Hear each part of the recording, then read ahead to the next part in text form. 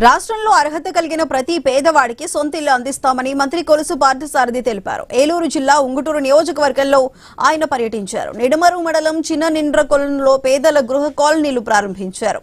2029 నాటికి రాష్ట్రంలో సొంత ఇల్లు లేని పేదవాడు ఉండకూడదన్నది ప్రభుత్వ లక్ష్యమన్నారు.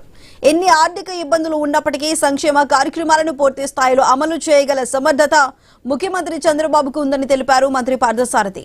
అనంతరం 4 కోట్ల రూపాయలతో నిర్మించిన విద్యుత్ సబ్ స్టేషన్ నిర్మాణ పనులకు శంకుస్థాపన చేశారు.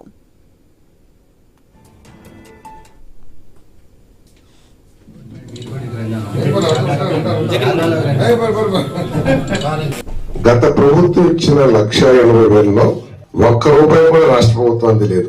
మొత్తం కేంద్ర ప్రభుత్వం నుంచి ఇచ్చిన నిధులతోనే గత ప్రభుత్వం ఈ హౌసింగ్ ప్రోగ్రామ్ ను ముందుకు తీసుకెళ్లింది. కేంద్ర ప్రభుత్వం 1,00,000 ఇస్తే ఇంకో 30,000 అది కూడా ఏంటి కేంద్ర ప్రభుత్వ పథకమైన ఎన్ఆర్జీఎస్ ఉపాధి హామీ పథకం ద్వారా 30,000 కలిపి 1,80,000 ఇచ్చింది గత ప్రభుత్వం.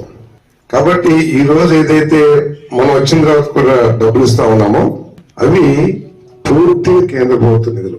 ఆ ఖర్చు పెట్టుకోకపోతే మన రాష్ట్రానికి నష్టం వస్తుంది, పేద ప్రజలు నష్టపోతారు.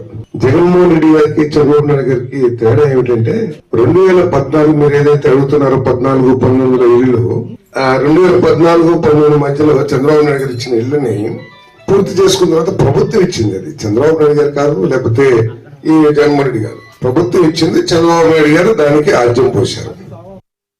గత ప్రభుత్వం ఇచ్చిన 1,00,000